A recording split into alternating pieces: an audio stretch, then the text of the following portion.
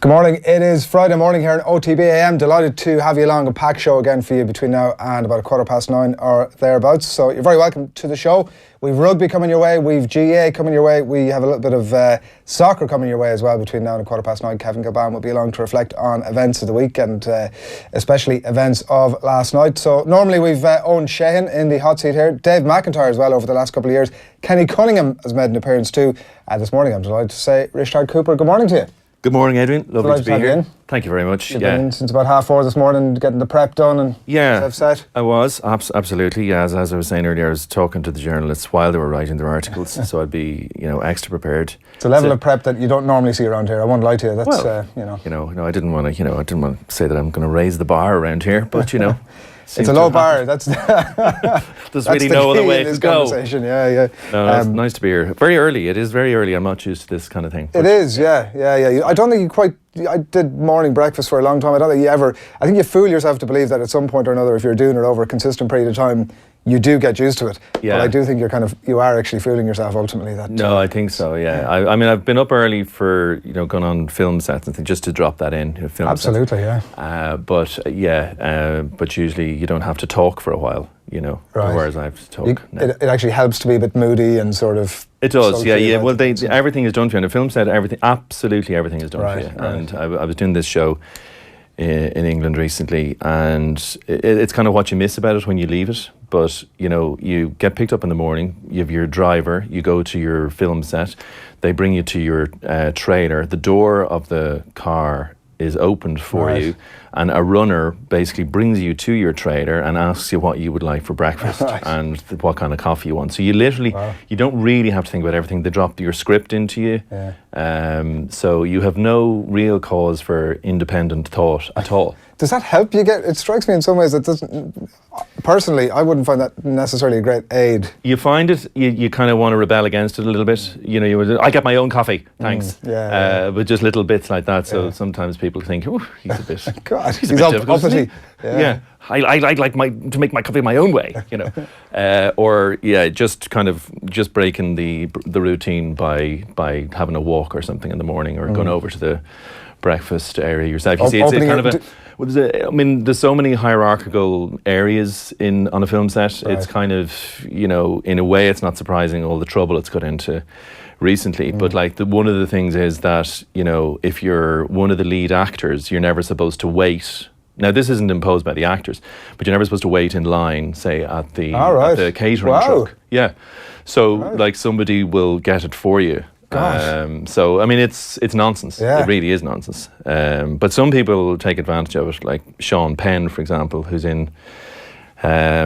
He was shooting Professor and the Madman recently in Ireland with Mel Gibson. And he apparently wouldn't leave his trailer at all. Like the makeup and everyone else had to come into his trailer. Wow. And he also insisted that his trailer be parked right beside the film set. So he didn't have to walk into a car for the car to be driven him to the actual location.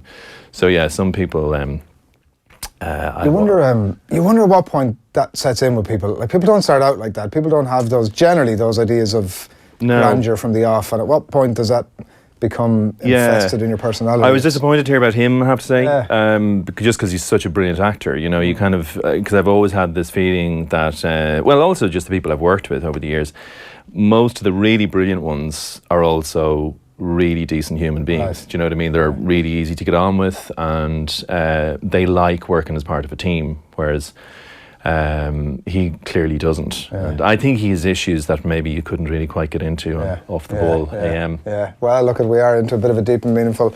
So maybe we'll save that till after the watershed post 9.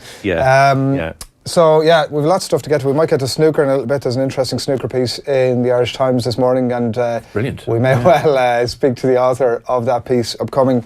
We did want to speak a little bit about Arsene Wenger as well, given the events of last night and the pretty limp exit, it has to be said, from the Europa League, albeit just the Europa League. Let's not get too lofty about it, but it did feel to be indicative of, unfortunately, of this Wenger team. Yeah, it did. And I mean, I suppose for a long time now he's been walking out the door, hasn't he? I mean, obviously the announcement was made recently, or he made the announcement.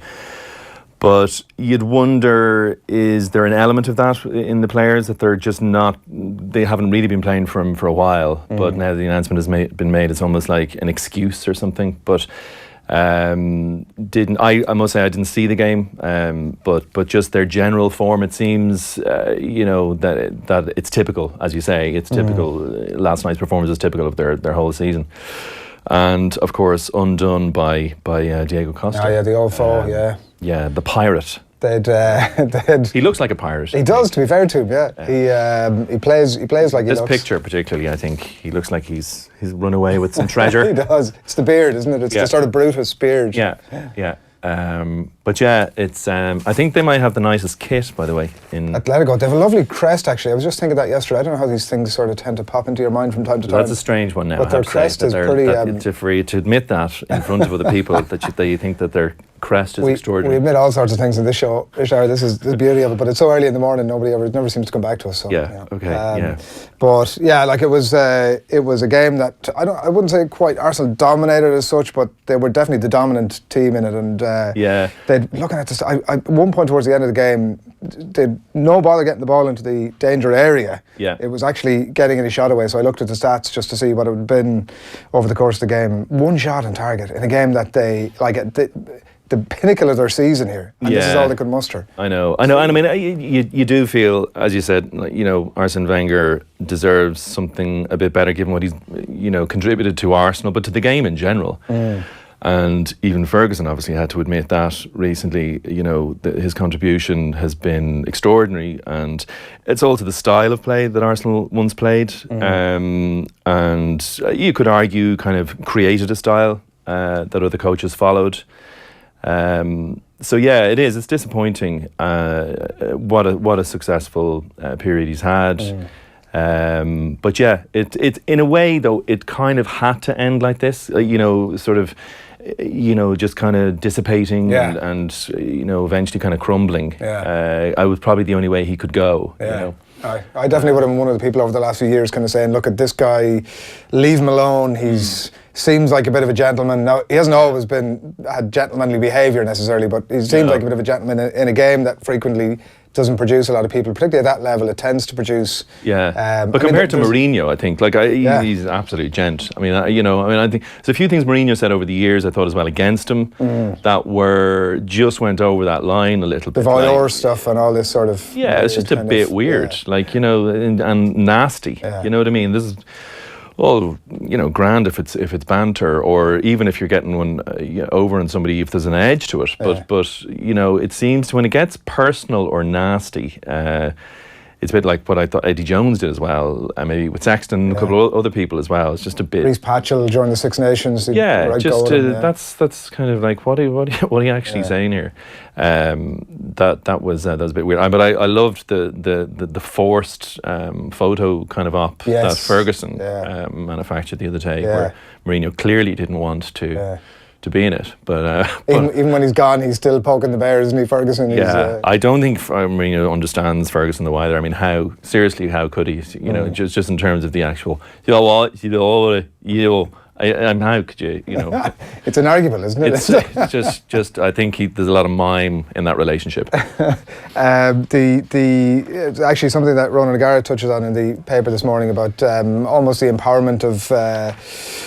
The modern player, like in Wenger, is probably certainly in the more. I don't know if I'd quite say old school necessarily, given what he's done for English football, but certainly more in the traditional vein of Martin O'Neill. I would say Joe Schmidt, to a degree, sort of operates in that sphere a little bit. I mean, he's got all the sort of modern science and modern approach to it, but you definitely hear the players talk a little bit about that fear aspect as well. Yeah, I mean, to me, I certainly when I was growing up, I always thought it was. It's probably. In a way where Apple Match started, but I always thought it was kind of ridiculous the amount of emphasis placed on the manager's role, that you kind of thought, well, as a player, surely you'd be able to work certain things out for yourself, like, how to close down people or, just technical, ability. But it does seem at a professional level that coaches are, I think it's more their personality than anything else. And, just reading between the lines and knowing some of the players that have played under Joe Schmidt, for example, it's not the fact that he's necessarily intimidating or has that fear factor. Well, he has the fear factor, but I think it's down to how deep and accurate his scrutiny levels are, and nobody escapes it. As opposed to it just being intimidating or being called out in front of your teammates or being exposed in that way. There's some facts behind it ultimately that yeah, I mean, I think people were genuinely kind of again, you know, reading what some of the United players said about Ferguson, it was just terrifying when he lost the plot. But it was more just his kind of demeanour. Then heard Rio Ferdinand talking about it recently on BT. He was saying that actually it might have been Frank Lampard who brought it up, who said that they'd been playing United at one point and Lampard himself could hear Ferguson down the hallway going, "Ferdinand!" Yeah.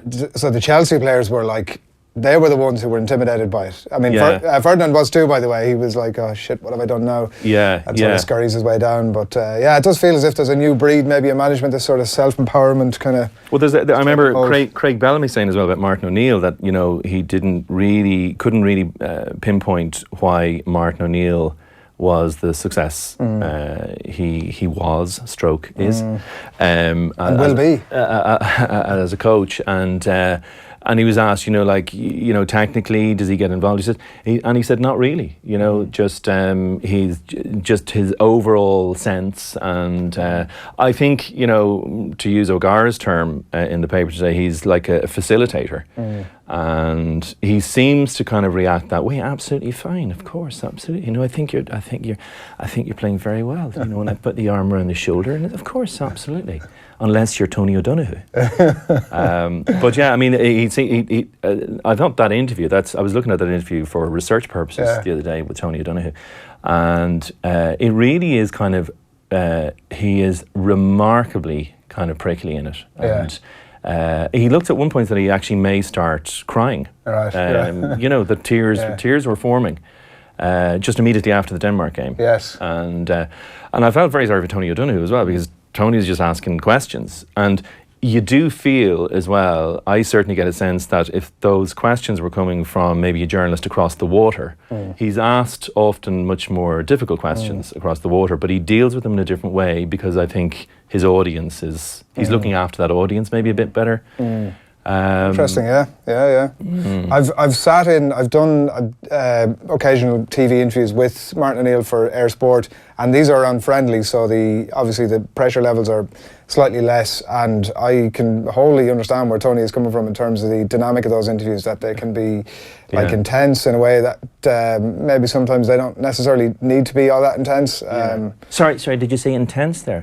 I'm just wondering. No, you did say intense. I did, Martin. I did. No, that's fine. That's fine. No, because off air you said something else, but you're saying intense. No, that's absolutely fine. No, that's fine as long as we know where we stand on that. That's absolutely fine. It does scarily capture actually. That's the way the relationship is going to be. That's absolutely fine, Adrian. You go right ahead and we'll have a lovely, lovely time on Off the Ball AM. Absolutely, of course. That's fine. I'm not paranoid at all. We might have more of this intensity later on, I suspect. Right, Martin Risteárd, thanks for the minute. Here's what's coming up over the next little while on OTB AM on this Friday morning. We're going to get stuck into the back pages of the newspapers in just a minute to let you know what's going on there. A couple of interesting stories to let you know about. We'll have Cavan Kilbane and all his good hot takes to come. That's after 8 o'clock. We're going to talk rugby and Mr. X. This is, if anybody's been paying attention this week, to Alan Quinlan's story from the Mansion House on Wednesday night, where he outed John the Ball Hayes. I think he's slightly regretful. We had a bit of a chat with him just a few minutes ago, and I don't know if it's gone down all that well, but we'll find out exactly how it has gone down with Quinny at about 8:30. And then we're going to be joined on the line by Alan O'Mara, the former Cavan goalkeeper, who's was expected to play for New York in the opening weekend of the championship this weekend against Leitrim at Gaelic Park. But he's injured and he's out, so he comes along to preview that game. And he's also been speaking with a couple of New York players. So we're going to hear and see all of that good stuff. Keep your comments coming in. Hashtag OTBAM. Get them in for Risteárd or Martin or whatever it is you want over the next little bit. And we'll bring those to you as well. And I should mention, Risteárd, I want to do this as early as we can. You have a very special event upcoming, and it's wrapped around the Champions Cup final. There are tickets available, and it's for an exceptionally good cause as well. Yeah, it is. It's all for Spinal Injuries Ireland, and yeah, it's a lunch event basically before the match. Yeah. So yeah, there we go. And myself, Gordon Darcy, Brent Pope and Paul Wallace, drinks reception, lunch, comedy, analysis, match on the big screen. And for anyone who's not going to Bilbao, I think it's going to be a brilliant atmosphere and in the Ballsbridge Hotel. And I'm doing this big cycling event in September for, it's the Paris to Nice, so 700 kilometres. Right. In 6 days. Oof. And I'm sore thinking about it, really. And, when is it? It's in September, right. mid-September. You started training yet? Yeah, started training about a month ago, 6 weeks ago. I mean, I'd been doing spin classes, but it's an entirely different thing. Right. It's totally different. Been on the road and been in a studio, but there was a kind of a pincer movement done on me in the changing room in the gym that I'm in by two fellas in Lycra, who thought it's quite a scary thing really, and but telling me how to apply chamois cream to the nether regions. Oh, very good. Is there a technique to this? Well, there is. I mean, it's as basic as you'd imagine. Right. You get a load of chamois cream and you're liberal and with go for it. Yeah. but these guys, they had their lycras on, and then all of a sudden they didn't, and the towel between the legs drying and all sorts of things while they're explaining to me how to basically negotiate a very good road bike and all sorts of different tips. There are no shortage of tips you'll get from men in Lycra. They will tell you about everything, how to manage everything, how to take electrolytes, how to negotiate hills. But even more basic stuff than that, even drinking tea, they'll give you tips on that. Right, okay. Well, I think what you're hinting at there, and by all means shoot me down if I'm incorrect here, but I have some awareness of the cycling community, and it can be quite a snobbish community in terms of even the aesthetics of it, you're not wearing the exact exactly. And I was told recently you have to wear white socks. I was amazed by that. Wow. Yeah, you have to wear white socks. Wow.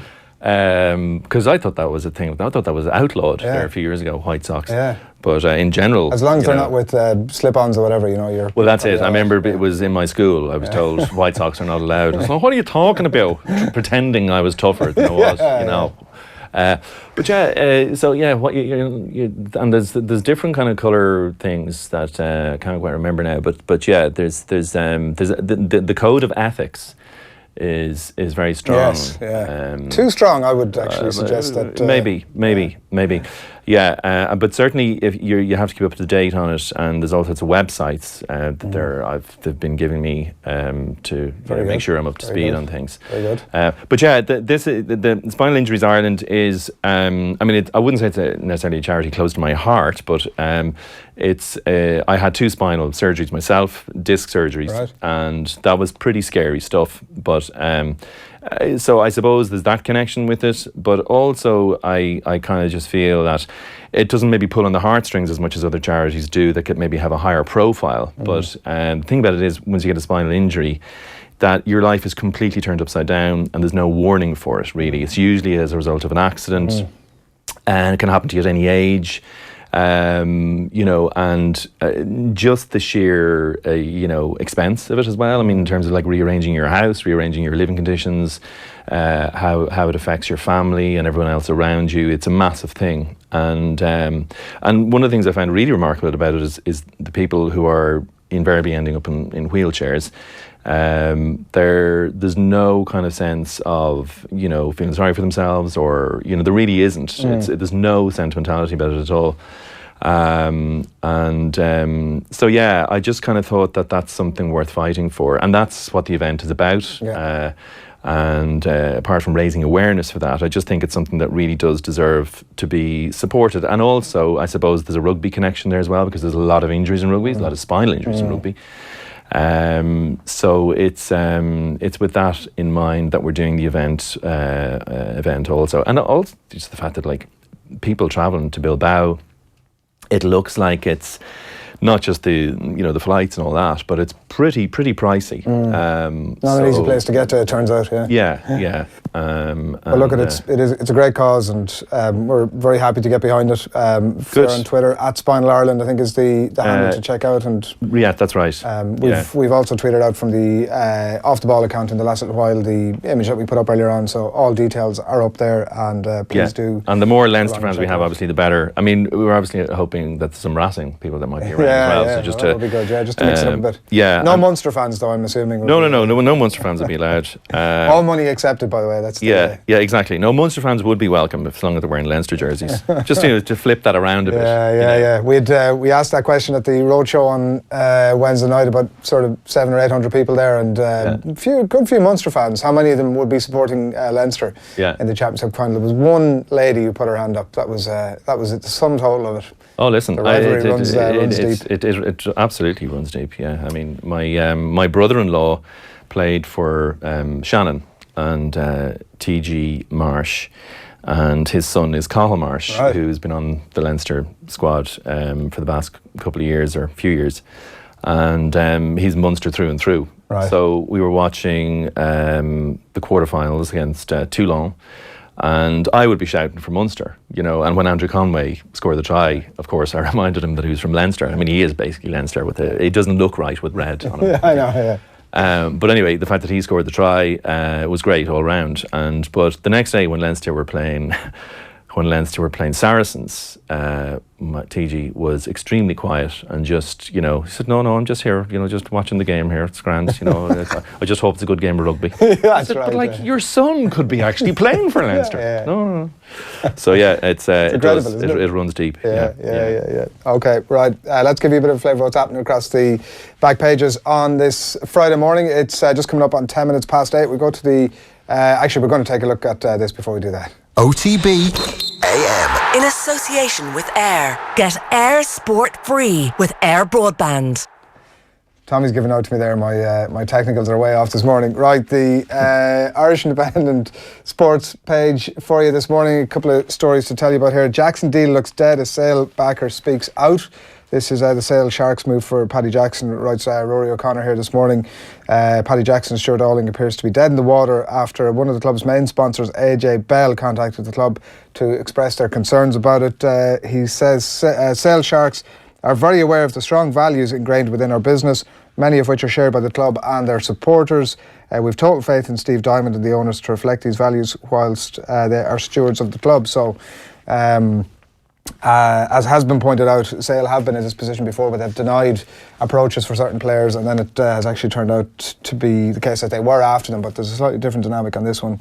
But that's the story by Rory O'Connor there on the back page of the Irish Independent this morning.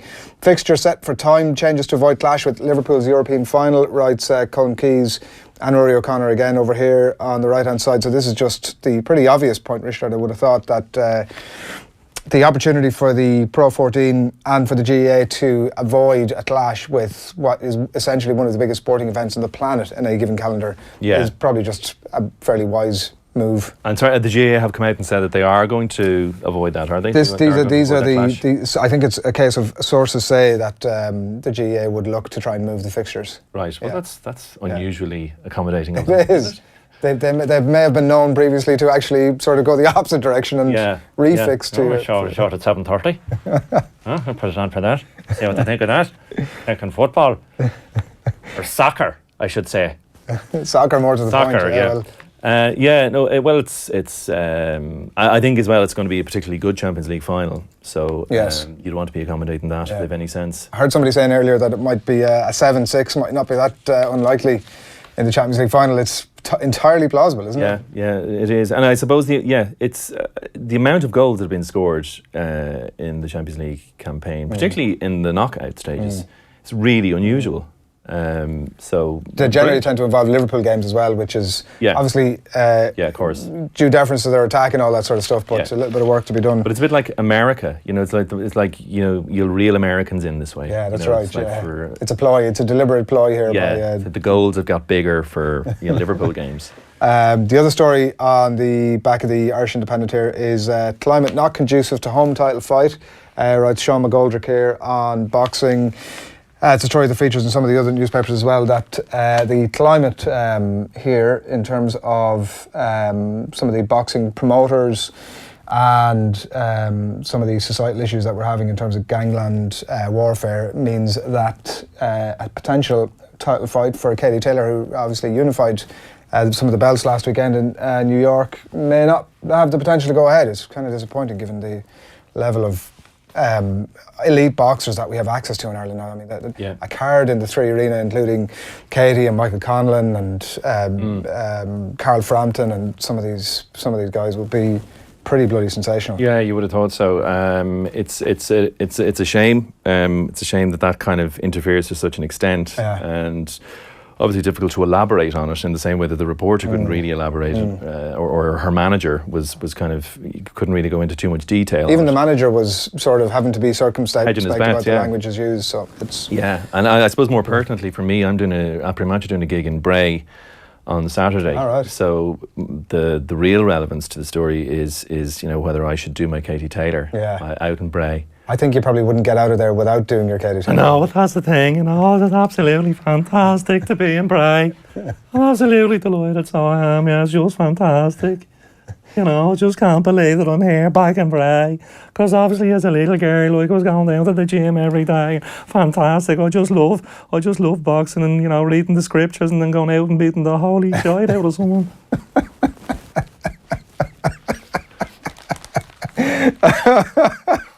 Does Katie material come easy to you? Or there's a lot of good it's obviously very hard because you have to there's a bit of a thing going on in the throat that's hard to keep up.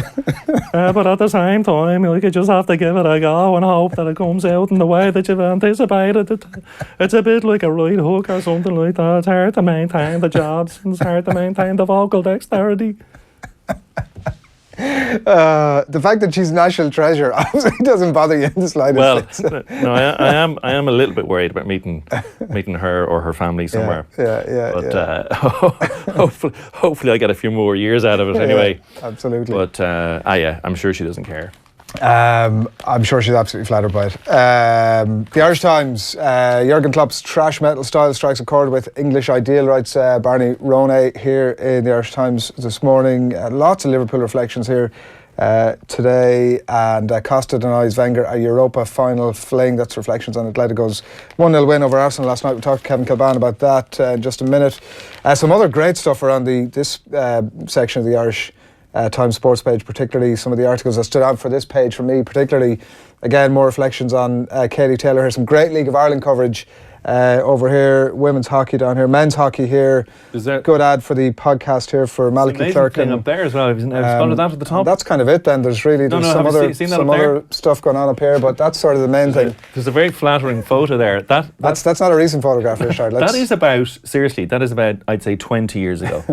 I don't know, what they need. All they have to do is look up the internet. Look up the internet. That is my article. Lot the Reds, then screw back. Are we actually going to talk about this? Absolutely. To the days when I was truly snooker loopy. So it's a reflection, sort of a craving for times of yore. Well, it is a little bit. I mean, there is I suppose, I did, and I mentioned it in the article that I was pretty snooker obsessed, and there's It is around that time, the 80s, the battle, I suppose, between conformity and anarchy, and Alex Higgins, Jimmy White, and Steve Davis, and Terry Griffiths and people like that. Terry Griffiths still has the most remarkable hair, I think, of any snooker generation, I mean, I was so obsessed with it. What got me really obsessed with it was that as well, it's a well-established, brilliant match between Higgins and White in 1982, and at that stage as well, the snooker was covered all the time. It was on live on BBC, and they had an amazing commentary team, Whispering Ted Lowe, and a fella called Jack Carnham, and Clive Everton as well. Clive Everton, who was very, very, determined to describe Alex Higgins as being very loyal to the crown. And during the snooker match, you go, what the hell is that going to do with anything? But so I got so obsessed with it that I turned our kind of buckety dining table into, I put 6 polystyrene cups and kind of makeshift queue and everything, and painted. Seriously, did this. Painted table tennis balls red, white, and black. Right. And away I went. Yeah. Cushions. You get pretty good. I mean, if you were to, at any point after that, go onto an actual table, you presumably would be pretty expert. Well, yeah. There was a bit of a tenuous link between that form of snooker and the actual thing on the full-size table. But I did eventually make a break of 87. And right. So misspent youth, my backside great, is all I can say. But yeah, no, I just looking at it recently, and I still will look at the final, and that's kind of the point of the article, that even though you kind of fall out of love with something, I still can't help but watch it. And yeah, it's exclusively on Eurosport now, is that? It's on. It seems to be on Eurosport Live more than any other channel. I think BBC will show the final live, but it's a little bit like the way they cover tennis, almost like the Australian Open or something, where they show the latter stages. BBC, this is live, but everything else is kind of pre-recorded. It's really like the graveyard shift. They have recorded highlights from midnight till 2 a.m. Right. But otherwise it's on live on Eurosport with Conor Murray, the sort of cheeky guy from BBC, and everything's just like he's really bigging everything up, and it's all absolutely fantastic. And I'm here with Jimmy White, Jimmy White's so bloody hell. I'll just get out of bed for this. Jimmy White has no telly kind of, nous at all. He's just like, he behaves on a TV set like he would in the Jacks, you feel. It's just, there's just no effort at all. Apart from his hair, he's obviously put a lot of effort into his hair. I don't have Eurosport. It turns out and I no real sort of reason to find out if I had Eurosport or not up until I actually read your piece last night, and I thought, I'll throw on a bit of snooker and have a look. Yeah. And I thought it was one of the sports channels I actually don't have. Yeah, it's a good channel. I mean, it's good for tennis. I don't know whether you like tennis, but I know you're a tennis nut. I'm a bit of a tennis nut, yeah. And the last few years as well, I suppose the last decade has re-established tennis. I think it was in trouble around the Pete Sampras era. It was very. I just think any individual sport, if it's dominated to that extent by one individual, it's really tedious. It can get a bit dull. Yeah. So I don't know. I guess it used to be a bit of an event. It was an event sport, wasn't it, for quite a while? And it's just the fact that it does strike me that like the BBC giving it that sort of tokenism of a bit of highlights after midnight and we'll show the final. You don't get invested in a tournament like that. You come to it at the final and you haven't seen much of it. They're trying to make a big deal about it's like trying to pluck a story out of it from somewhere that Ronnie O'Sullivan, Ali Carter spat. And it's kind of like, I think they were having a bit of crack because they were, maybe a bit bored themselves almost. I had this Steve Davis Pot Black table. I don't know if you remember that. Oh yeah. In the must have been the 80s. I myself and my brother set up. We had a spare room in the house that used to be a shop, bizarrely, and had no purpose other than to be the crucible for about a month of the year, where we would go in and we would set it up perfectly with the chairs in sort of either corner, and we'd have the sort of glass of orange juice and stuff in the middle. We didn't smoke or anything like that, but we definitely had it set up at the crucible. The only slight difference was that we used to thump 7 shades out of each other when things weren't going in each other's sort of direction. So with or without cues? Like generally without, but down? I mean, I'd be certain enough that at some point or another there was the odd dig was given, but it'd be full on warfare. That my father would generally have to come in and sort of either throw one of us out or sort of calm things down or whatever. Yeah. Was this on like a 6x3 or something, or what size? It must have been. It must have been a 6x3. Yeah. It wasn't anywhere near full size necessarily. Like it was rickety enough. Could you fold it? No, you couldn't fold it, but it wasn't either as if it was sort of put together with any sort of great hardware. It wasn't a slate bed, for example. It was not a slate bed, it was chipboard. Yeah, that was the thing about, I used to iron my table. Right. And, it was only, because I thought that's what I was looking at during the World Championships, when they had no coverage on. They used to kind of do these little kind of documentaries as part of the little reports on how to look after your table. Right, okay. And one of them was ironing your table. Right. So I did the same thing, like with my Ma's Moulinex. Did it work? Well, it I don't know. It kind of worked, but there was no reason for it because there wasn't a slate bed. It was a chipboard as well. It's totally, like not relevant to do that. But I enjoyed it. I enjoyed ironing my table, interestingly, more than ever ironing a shirt. I think ironing a shirt has to still be up there with the greatest tedium, isn't it? Anyone who can do it with a smile on their face. Actors don't have to do it, you see. That's the key. Well, this is it. I get my shirts ironed by some runner. Racing Post here. I will just give you a flavour of the back page on this one, where Seagulls dares Brighton unlikely to be overawed by Red Devils clash. This is Brighton and Hove Albion against Manchester United tonight. Good picture of Shane Duffy there on that one. We'll talk to Kevin Kilbane about that. And the final one from me is the Irish Daily Star. And the front page here is that story by Kieran Cunningham, Taylor bout blow, Katie's feud KO. Powers that be is the quote here. Say that Irish world champ can't fight here. Her manager tells of security concerns. That's the Kieran Cunningham story. Scareway to Heaven is reflections on the Liverpool game. Madrid should fear us, they say as well there, and guns can't Costa. Door still open for Connolly, by the way, is another story here by Carlo Kane in the Irish Star. We're going to hear a little bit actually from Jim Cavan on that exact topic now. Yeah, I suppose over recent weeks, Dermot hasn't been available for club activity in the Championship, both hurling football and for county football. So that's a decision that we respect. I hope everybody else does as well. It is an amateur sport, but the door is always open for Dermot in the Dublin senior football team, and hopefully we'll see him back playing Gaelic games soon. Yeah, we'll see. It doesn't seem, reading between the lines, as if the lines of communication are necessarily all that open between Jim Cavan and Dermot Connolly. The Times Ireland edition is the last one from me now. My players do not cheat, insists Jim Cavan. So this is a bit of criticism, that's a bit of heat that's been coming his way. And dejected looking Arsene Wenger. This story is... if I was of the tearful sort of bent, I'd have a few tears in my eyes over this one, because it's an absolute tragedy, and looking at the poor man there makes me feel just utterly dejected for him. Yeah. But there we go. Arsene Wenger bows out in not so much style.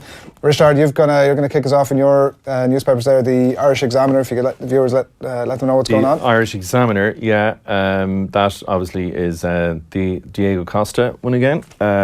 Him again. So yeah, it's are we seeing that? Oh, we are. Yeah, there we go. Yeah. Good piece from Raj inside as well. Yeah, there is. Yeah, I mean it's he's talking about. He says, "Tell me and I'll forget. Show me and I may remember. Involve me and I will understand."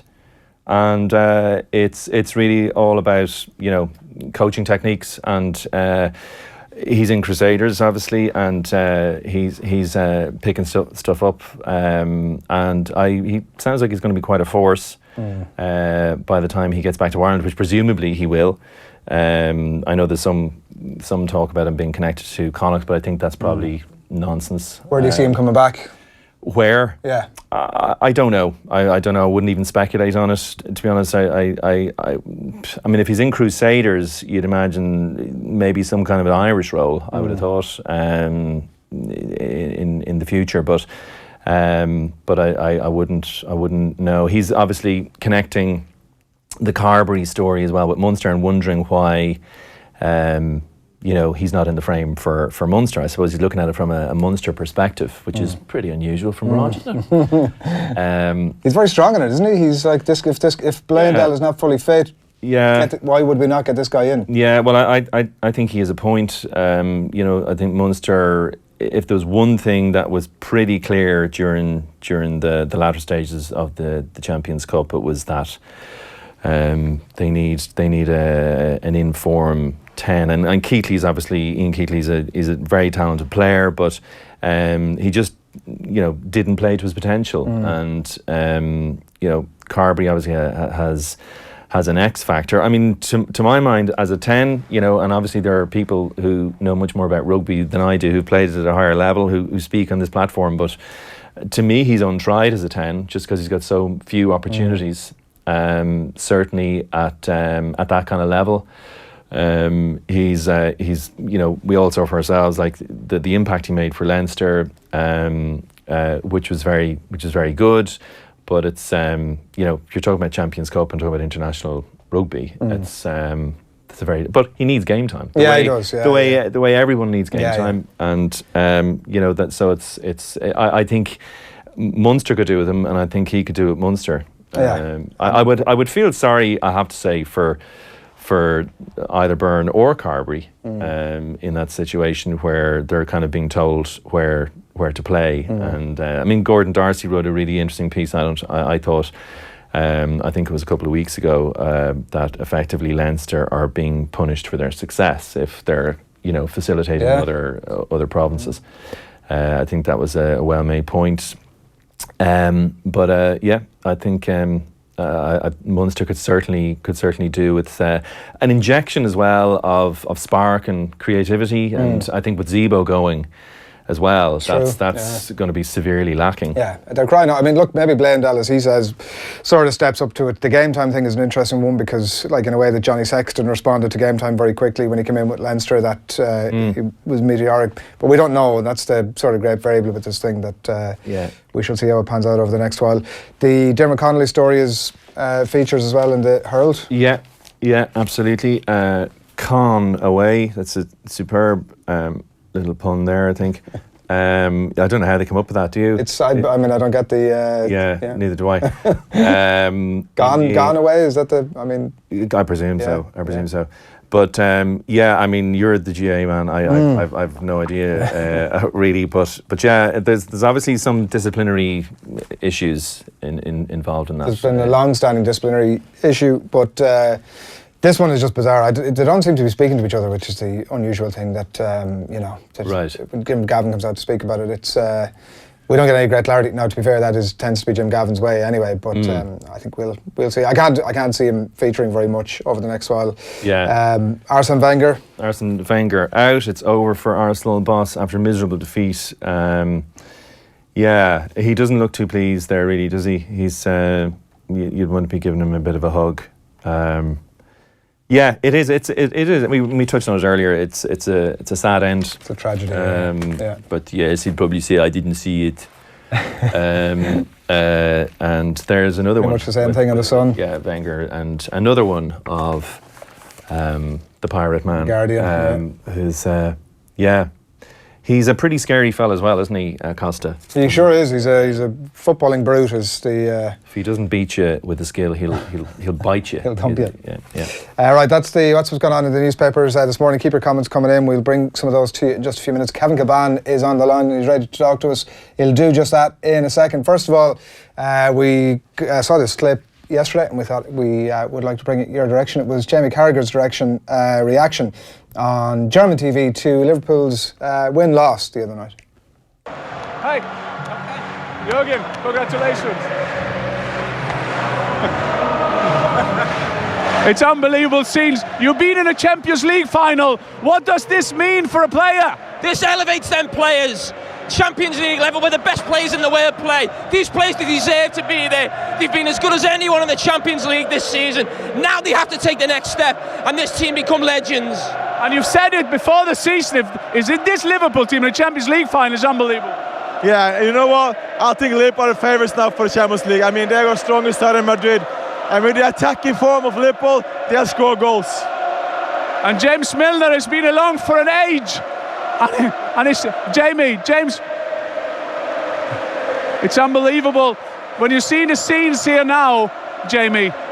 Does that kind of get you a feeling for when you get to the final? You don't understand what I mean for them. I've never seen an atmosphere like this. The Liverpool supporters delighted to go in the Champions League final.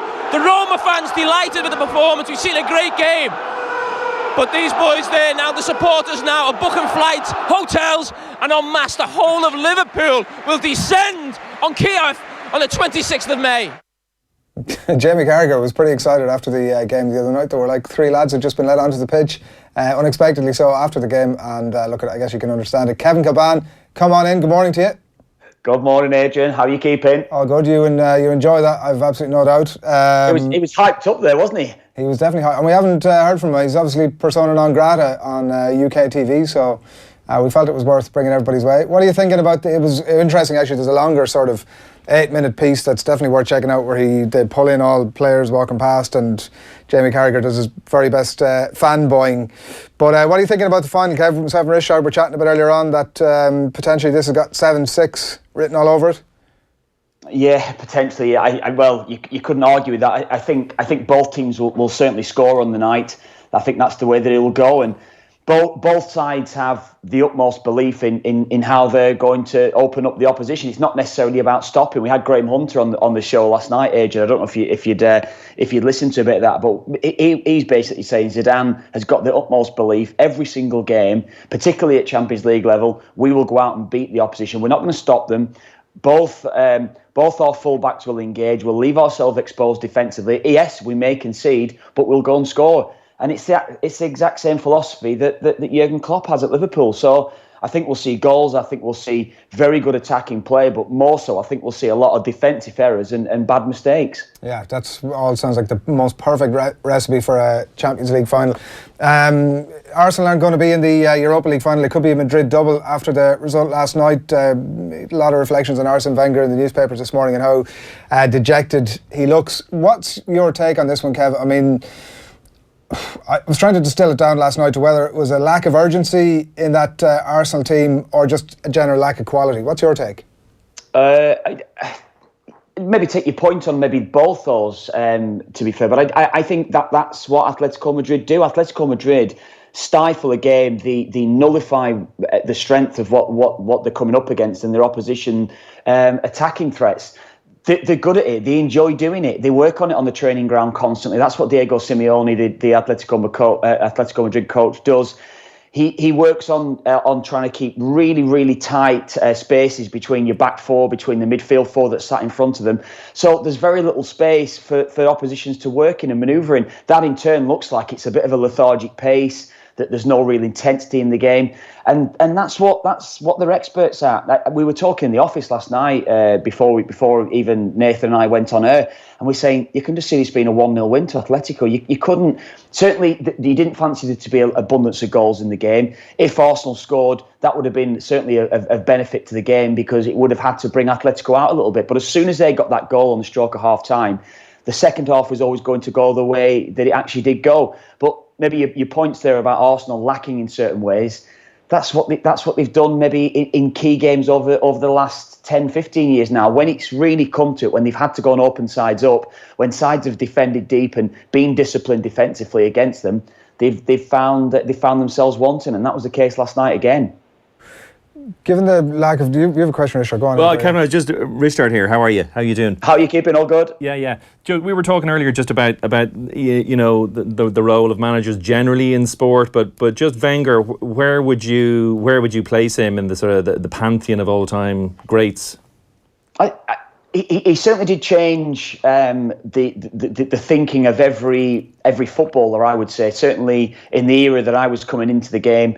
Certainly when he went into Arsenal in '96, I was still at Preston North End. It was around the time that I was playing in the bottom league of English football at the time, and he changed.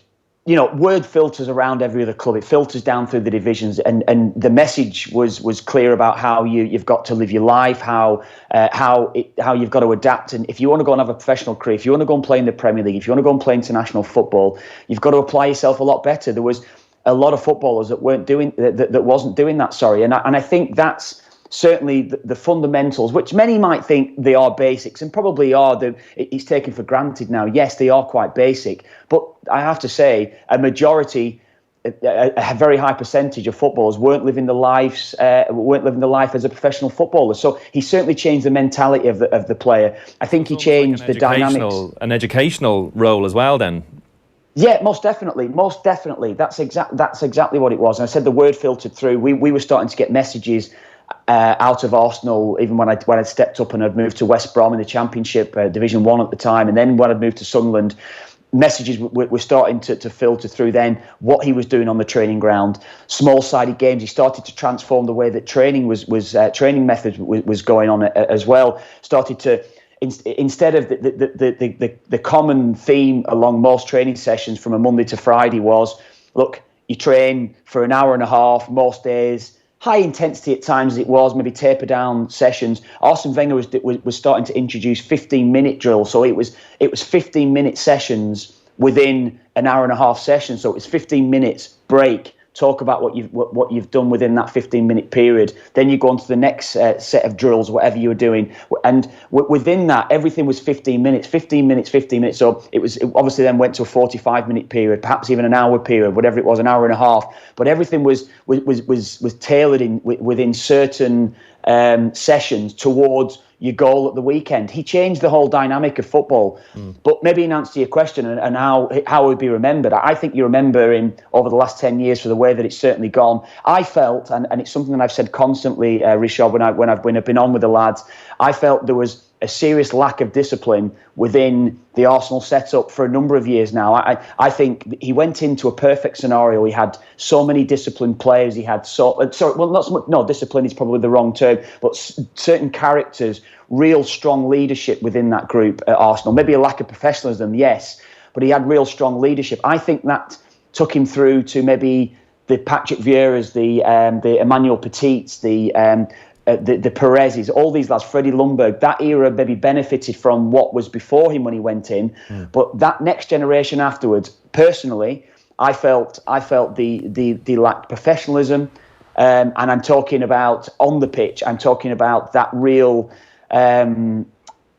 humility I felt as well. I felt there was a certain arrogance about them that, yes, you play against the Man United, you play against the Chelseas, who were very, very good players, top players, but there was never that air of, I don't know, maybe entitlement that I felt was constantly there with Arsenal. And I think that set in over a number of period. And I think that real discipline that was within a number of other clubs was severely lacking at Arsenal. Very difficult, I'd imagine, as well, regardless of how good your record is as a coach, as a manager, to reverse that trend, isn't it? If you see it happening with players, lack of discipline, what do you do there? Do you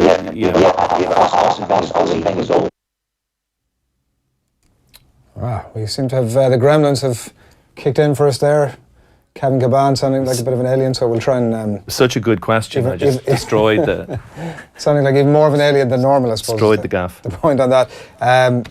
We're going to talk to him when he comes back about Stephen Gerrard, because the news is coming through. It's been spoken about for the last week or a little bit more that there was strong links of move to Rangers, and it seems now as if he's agreed a deal to become the next Glasgow Rangers manager. Yeah, of course, absolutely. Yeah, absolutely fantastic. Delighted to, to go to Rangers. It's a great opportunity for me and for my family to go to Scotland, and I can't wait, to play Rangers, to play Celtic Rangers, and get one over on Brendan Rodgers, because I did my best to destroy his career at Liverpool, so I'll be doing the same again for Rangers. He's a pretty downbeat guy, isn't he? He's not much in life that sort of excites him. No, he is. He's very... Considering how, it's always the thing that amazes me as footballers, like, he's such an explosive player. And full of dynamism, and but then afterwards, it's same with Mark Hughes actually. And they call him Sparky, obviously, but when he's being interviewed afterwards, it's like everything could go wrong at any moment, and it probably will. And I can't explain to you how incredibly bored I am by life and how frustrating it is to be talking to you. That's basically the kind of vibe you get from it. That's it, you've nailed it there. It's a good comparison. One I hadn't considered before was the two of them. That they're pretty downbeat. But Kevin Kilbane, what are you thinking about this one? Like, it's his first proper dip by all accounts. He's been doing some good stuff with underage at Liverpool, but this is a significant job now for him. Yes, it's a big job for him. Quite surprising. Probably a large part of me would be quite surprised he's taken the job. But I think it is understandable why he's taken it, because I was talking to Pat Nevin the other night when we were at the roadshow up there in Finsborough the other night, Adrian, and I was talking to Pat about it, and Pat was along the opinion, will say, look, he can't believe he's actually taken it simply because he could be written off. He talked about John Barnes and the excellent career that John Barnes had, and he's considered a failure at Celtic, yet he actually has a decent record if you're backing it up statistically against other great Celtic managers. But the one thing I'd say with Gerrard is he's going to get so much experience of a club that's in a bit of turmoil. We know that. We know the way that it's gone over the last few years, but he's still at a huge club. He's at a great supported club as well. And I think the experience that he'll get from that will take him forward. And he may be considered a failure. He may not necessarily, if it does go horribly wrong for him. But I think the general feeling is, and certainly my feeling would be from it, is that I think he'll get experience that he'll probably not get if he goes to maybe a lower league club over in England, or maybe even went abroad, or whatever it would be. I think this experience of going in there to Rangers and trying to manage from the bottom up, I think that'll stand him in good stead if he does go and progress in his coaching and managerial career. Yeah, I think everybody expects him at some point in his career to end back at Liverpool, obviously, and I know the Brendan Rodgers derbies are going to be even more spicy maybe than they were already. But I guess it's a case, Kev, just briefly, he does a couple of years there and then gets out of Dodge. I'm assuming that everybody sort of accepts that's the rationale here. Yeah, I wouldn't disagree with that at all. I think it's about, I think certainly limited funds that they'll have there at Rangers. I believe from what's been said over the last few weeks, there is going to be funds made available to him if he were to take that job. But I think in general, they still won't be able to compete with Celtic. They're going to be way behind. Finishing second, perhaps getting into Europe is the ask for Steven Gerrard there at Rangers. If he gets that, and if he does have relative success within the confounds of the job, I think yes. I think it'll probably be a 2-year, 3-year max appointment, and then he'll probably be looking to move elsewhere. Yeah. All right, Kev. Thanks a million for the minute. Good morning to you. Good morning. Cheers, lads. Thanks very much. Thanks a lot. Kevin Kilbane on the line there from Kevin Kilbane Towers in Manchester by the looks of things. So that is the sort of semi-breaking news this morning. It's not exactly been confirmed, but it does appear that sources say that Steven Gerrard will today become the next Glasgow Rangers manager. Keep your comments coming into us. We are brought to you this morning with Air, who are the home of Air Sport. Get amazing live sporting content free with Air Broadband. We're going to turn our focus now to rugby with our very own Rugby Roadshow on Wednesday night in the Round Room at the Mansion House. It was a pretty special night, and we're going to bring you some of the best bits of that in a minute, and I think be joined in studio by Alan Quinlan just a little bit too. But before all of that, it's a pundit that we really admire, and he's given us this exclusive piece of content. It's Will Greenwood on a special show that's also upcoming. It's in the Ballsbridge Hotel on Saturday, May the 12th. Hello Leinster fans, Will Greenwood here from Sky Sport. If you're not Bilbao bound, the Ballsbridge Hotel is the place to watch the Champions Cup final. It's all in aid of Spinal Injuries Ireland. There's a drinks reception, there's lunch, there's wine, there's pre-match analysis, there's Risteárd Cooper, there's Gordon Darcy, Brent Pope and Paul Wallace. Absolutely fantastic atmosphere it's going to be. It's the place to be. I might even get there myself. Do you have many pinstripe suits? Is it a pinstripe suit? In that family. Yeah, he's a pinstripe kind of bloke, I think, is Will. He's just that. What he's done over the years is become much more strident as he's speaking, and obviously gives him time to think of the next word while he's taking a break. If you're taking that long to say one sentence, he kind of that's the way he works. A voracious consumer, apparently, and a preparer of rugby, which doesn't always come across in his punditry. What are you saying? What are you trying to say there? There's a line to be read between. He's not to my taste as a pundit, I have to say, but I understand that he does actually really sort of strongly does a lot of work for the commentary games. It's just a waste of time, essentially, is what you're saying. All the work he does. Yeah, I mean, it's hard being a pundit, isn't it? Because it's even though I've spent my life kind of taking the mickey out of pundits. It's because you're, I presume, trying to say something that hasn't been said before, something original. But it's hard. And what do you think about? I know that I think I'd read something that you'd said maybe a couple of months ago about the general state of sort of Irish punditry and maybe Irish sports media and that sort of thing. What are your thoughts on that? Well, I mean, I suppose it was in relation to that pre-match that I suppose one of the things we were trying to highlight or parody or satirise is the nature of analysis, and particularly with regard to sport. Like is it actually necessary? But we were kind of, I suppose, highlighting the fact that maybe it's not, or maybe it's over-egged. Just exactly, how important the role is. But I mean, as a result of that parody, I think it's, I'm not saying as a result of our parodies, but it seems to have got even more popular. We analyse the death out of everything, and I mean, obviously on things like Sky Sports as well, Sky Sports News, it's reached a whole new level because they have to have a story, and it's literally like things like, and we're hearing reports that from England camp that Dele Alli has changed his position. He was on a lounger and he has moved from his right side to his left side, increasing speculation that he may be favouring his left side, so he may be carrying a knock there. That kind of. It's frequently not a million miles away from that. No, it's not. Or somebody. We haven't quite reached that level here yet. I don't think. Close enough. You think we have? No, I don't. I mean, OTB AM you're referring to specifically. Obviously. No. I mean, I think generally, it's hard because people have their own views about stuff, and it's hard to say something original or different. And I think the role as well of the kind of the agitator on a panel, even that is kind of, we've seen that, and you don't want just somebody there to say, I was going to say, but to be the crank, essentially. To be the crank and say this is ridiculous and it's all a load of crap, and and to use an expletive or something, and that's really just attention-grabbing stuff. But I think the RTE panel, I think there's potentially an interesting dynamic there with Damien Duff. I think that he's a really good inclusion, and I think Dee Dee's great as well.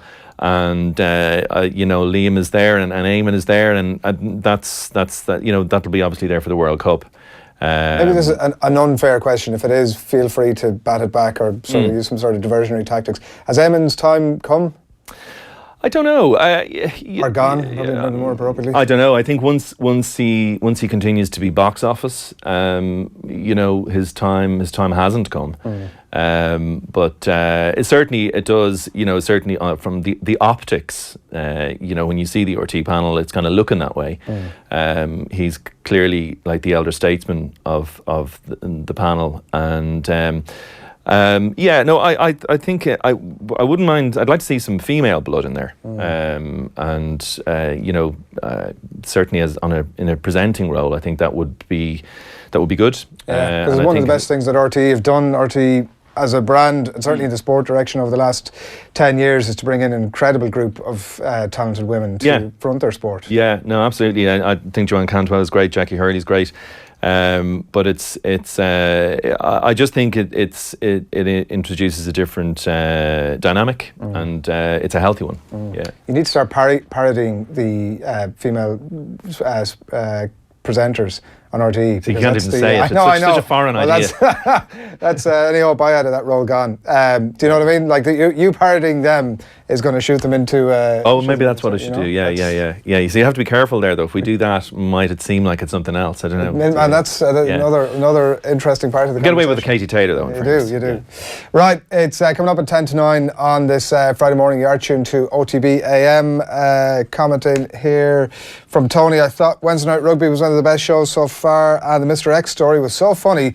But lads, you should try and get the Claw on a roadshow. He's inextricably linked to nearly all the stories of the past shows. That is a fantastic shout, Tony, who has a hashtag take her shoeing like a man. So we'll explain all of that very shortly in the company of Alan Quinlan. We did mention that Rugby Roadshow last Wednesday night in the Round Room at the Mansion House. And here is Quinny on the Munster Rugby Fight Club. There was a bit of an argument at training. It got fairly heated. I was involved in a scuffle with someone which was totally unlike me. I felt a couple of punches. So I was on the ground scuffling with someone, I think. It was in a line-out, and I felt a couple of punches kind of graze the back of my head. And I remember getting up thinking, who was that? I just want to find out who that was. And I got a little nudge off someone, Mr. X. We can't name him, but to this day. And he said, that was Marcus. He came in with a few sneaky digs there, and it was nothing to do with him. So I said, right. And I was steaming after that. Then I was like, I'm going to sort this fella out. I had no issue with whoever I was fighting with on the ground. I think it was Trevor Hogan and Stephen Keogh, and the team was picked, and the boys were getting stuck into the training. So I didn't really have any issue with them after that. But it was Marcus, and we ran down, we were doing more line-outs, and I kept saying to him... It wasn't Marcus, that's the point. No, you stay out of this now. So I ran after him, and I kept telling him, Marcus, I'm going to get you for that. And hang on now, I'll meet you in the car. This was so schoolboy. I'm going to meet you in the car park after training. Let me finish the story. Are we still in school? So I was chatting to him at the back of the line. Did you not say that? Shh, be quiet. You'll get your turn to reply in a minute.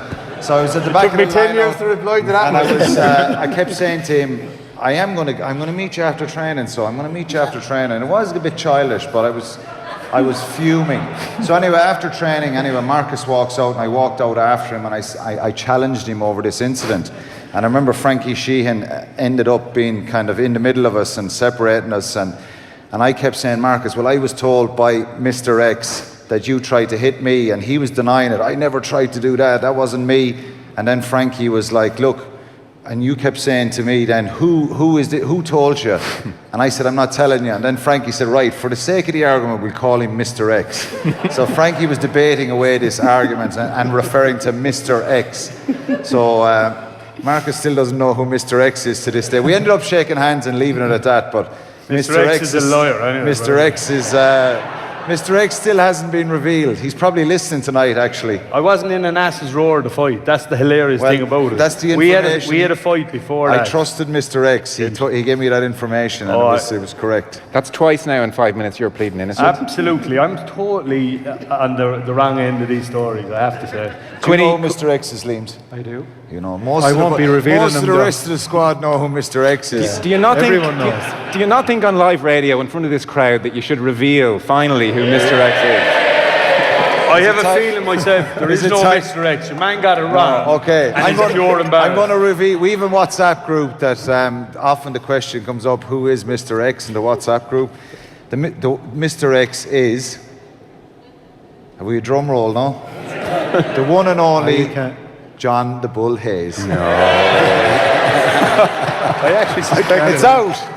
12 years later, John Hayes is Mr. X. Jeez. What's your initial reaction, Marcus? I'm disgusted. Absolutely disgusted. I'd say, did I travel home? No, I travelled home with Wally that day. The story is, I was in the car, driving. Your man comes to the window. Yeah, step out. It was a bit... Yeah. I said, what age you? It was a bit old school stuff, you know, and it had to be sorted out. So I went to get out of the car, and Wally goes, what are you doing?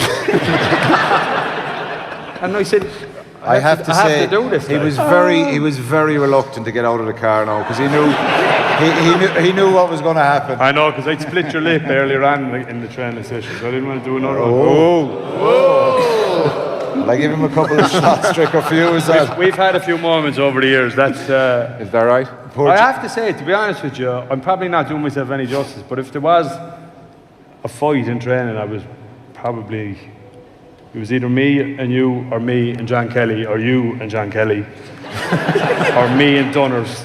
Oh, listen, you're leaving O'Connell out of that. He was at the root of most fights.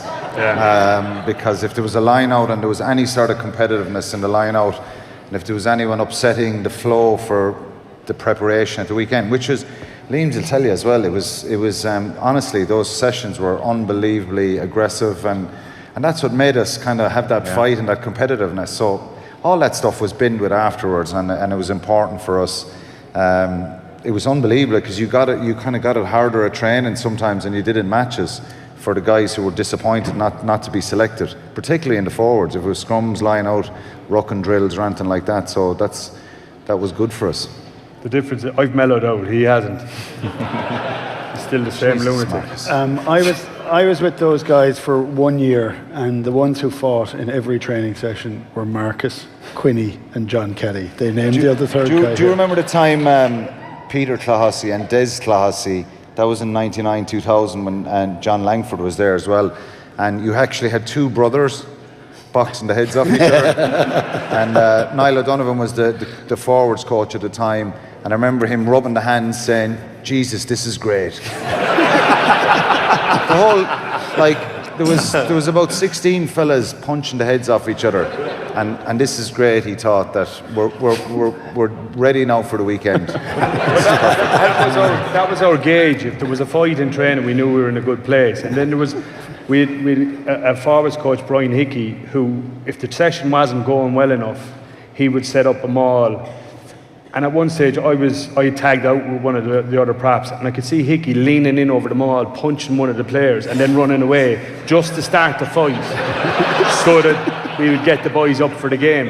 And I'd be looking at him going, "What are you doing?" And if he didn't get what he wanted, he'd cause another row somewhere else. It was just a way of gauging how long did this go for? Was this a decade-long thing, or was it over a concerted period of time? It sounds maybe worse than what it was. But to be fair, like you remember Claw. If someone came in offside in training, you were going to get a punch. You weren't going to be told you shouldn't be there, and that's kind of. I remember Claw shooing me at training. So shooing is stamping on me on the back of my hamstrings.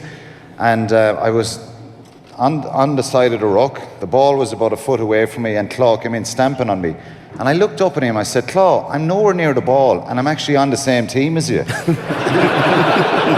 and this is so true. And do you know what he said to me? "Take your shoeing like a man." And you both played with him. Isn't that exactly what he'd say? "Take your shoeing like a man." And I was like, "I'm on the same team as you." I've no more to say in it, Adrian. No more to say? No more to say. I spoke too much. It hasn't gone down well, I take it, in the WhatsApp group? No, I think Mr. X has finally been revealed, but has he been revealed? Was I telling the truth? You can't now try to double back out of this by saying that maybe it's not actually just threw out a dummy there, John Hayes. It was nobody in the room was expecting you to say John the Bull Hayes, by the way. I think that's why everybody believes that it actually was probably him. Yeah. You can't get out of that now. The Bull, yeah. No, it mightn't be him. It's totally him, Risteárd, by the way. There's still question marks on the WhatsApp group. Is actually John Hayes Mr. X? Do you regret people asking? Do you regret revealing that Mr. X is John Hayes? I mean, I'm not accepting that maybe it's not him. I'm taking that as a regret. A little bit, maybe. I shouldn't have revealed anyone's names. You were star of the show. I spoke too much. You need to come out of your shell a bit. No, yeah, I noticed Brian there beside you in the couch, with the Chelsea boots. He sounded like, he's beginning to sound a bit like someone from U2. I think he's sounding a bit like Bono or whatever. Kind of getting lower and laid back and more kind of rock and roll. Back on the couch, like. Yeah, kind of, whatever. There's a bit of that going on. Yeah. He can't speak as well. He's always at himself. He's talking, he's scratching and stuff. Yeah, he needs to have a shower or something. What's going on there? We'll have a word. We'll be in again soon. Yeah, he's doing that sort of. Yeah. Anyway, yeah. Right, we got you in to give you a bit of ribbon about that, obviously, to preview as well what's been brilliantly described as the semi-final qualifier. Definitely not a quarter-final. Semi-final qualifier between Munster and Edinburgh this weekend. So this is Munster's last shot. I was listening to some Conor Murray during the week talking about this being the big shot at silverware, how they crave it. He was saying about having one trophy since he's been there, which I found that. 2011, Celtic League or Pro12 at the time. I think, look, it's after the disappointment of 2 weeks ago against Racing, I think, every player and every team, if you're in this position, you kind of get a sense that maybe you're a couple of steps away from getting a shot at lifting a trophy and getting to a final. And, they've a couple of blows to deal with in the last couple of years, the semi-final last year in Europe, the final against the Scarlets. And winning a trophy, it's a great badge of honour for sure. It's still, maybe sometimes you can get progress and measure progress and stuff like that. But a club like Munster, I think, to be in the mix at least, come final day, or obviously the winner plays Leinster, so that's a daunting task. But for Munster, they've got to win that tomorrow, I think, to kind of salvage and keep a little bit of a feel-good factor towards the end of the season, which is really important. I was reading one of the Leinster players reflecting on last season, talking about being beaten in the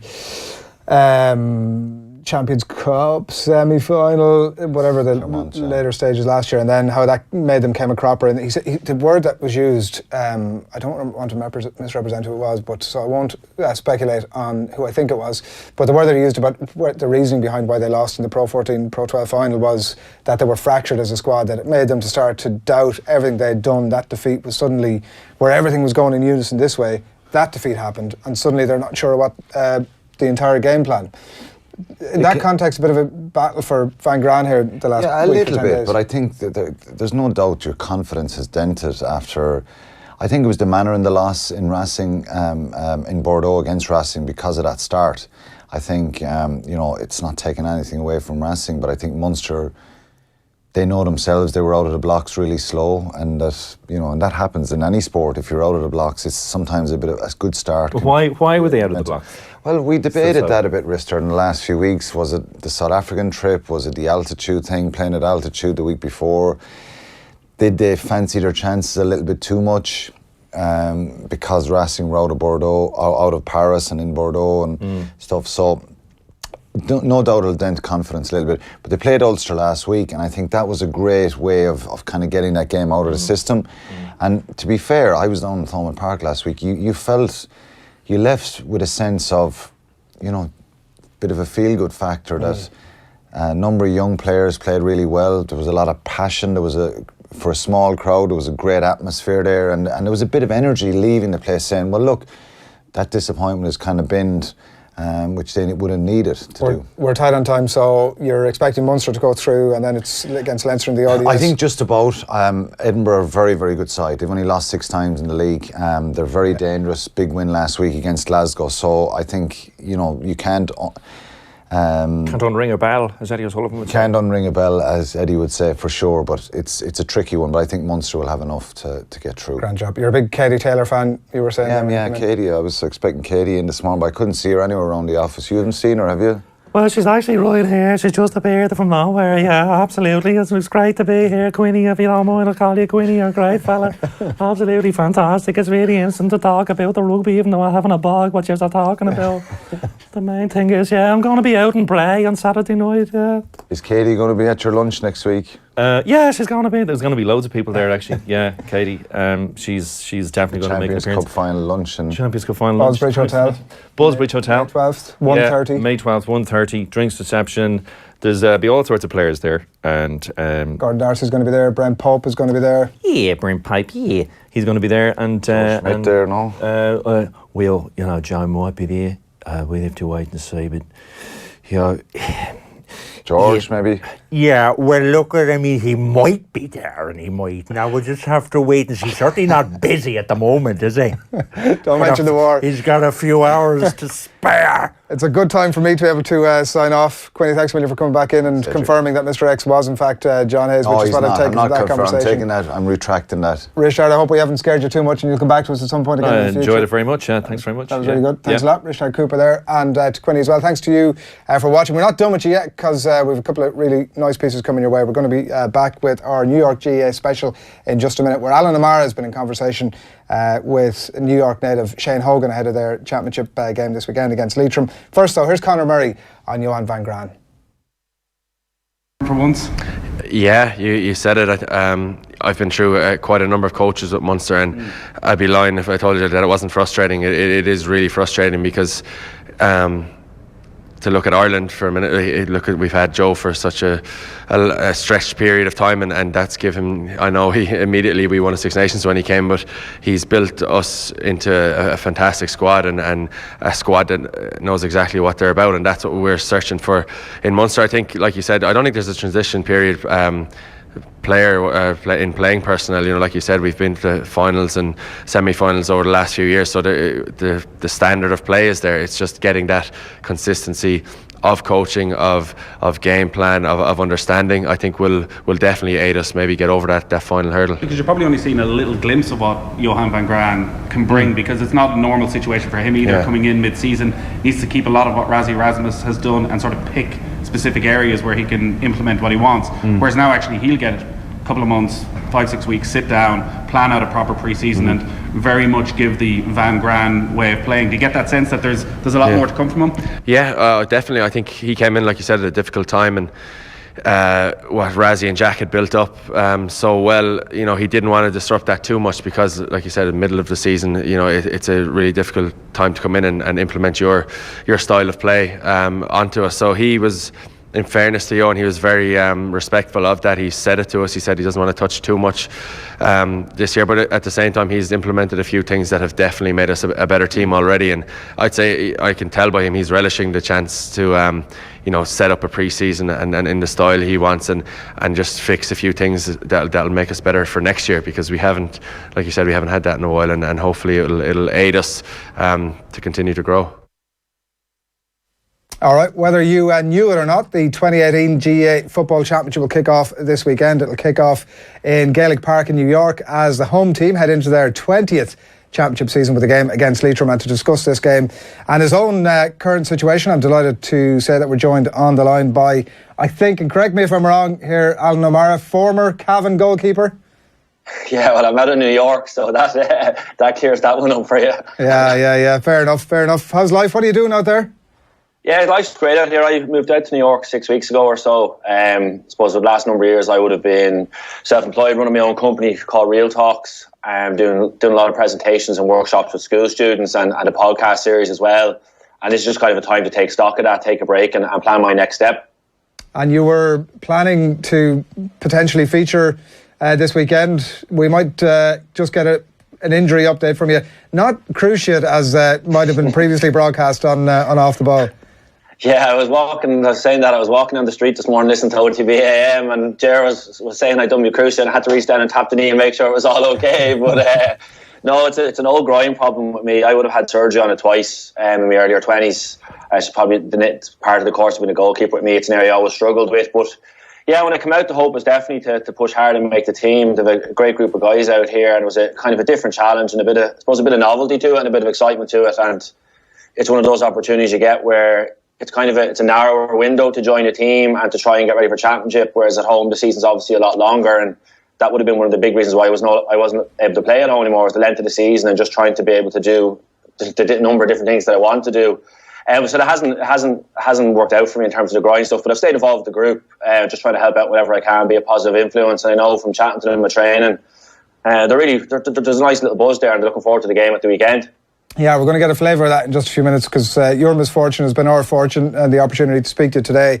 And also you've been in speaking to some of your teammates as well, so we're going to bring everybody a flavour of that in just a few minutes. But while we have you, we wanted to preview the game, which we'll do in just a second. But I did want to talk to you about, because I know up to recently, at least anyway, you've been involved with the GPA, and they've been going through a bit of a turbulent time, I suppose, maybe might describe it that way, over the last little while. It certainly seems as if it's the GPA are on kind of uncertain ground at the minute. Potentially not the worst timing, Alan, for you to not be involved with them? No, I suppose I would have been working part-time with the GPA last year as a player engagement officer, and would have done a lot of work meeting guys one-to-one.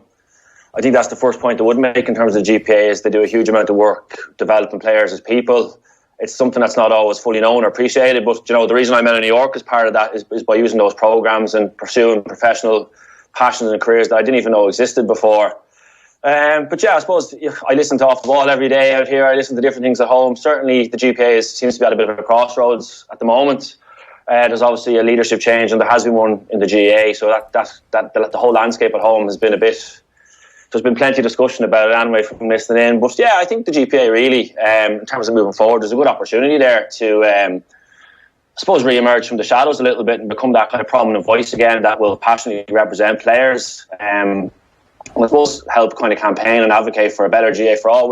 We hear lots of whispers, we hear lots of conversation with people not enjoying it or not playing anymore, and I suppose there's just negative conversations all the time. I think there's just an opportunity there to be a positive voice, and to really grab the bull by the horns there and campaign for whatever it is players want, because I might have an opinion and someone in Tipperary might have an opinion, but there has to be a collective sense. And a quote I would regularly use and I like is that the strength of the pack of the wolf, and the strength of the wolf is the pack. And over the last number of years, the GPA has done incredible work building up individuals in terms of their own career. Like, you look at that New York team on Sunday, Jamie Clark's going to be playing, Neil Collins has been playing, lads on their own journeys in terms of professional careers and ambitions.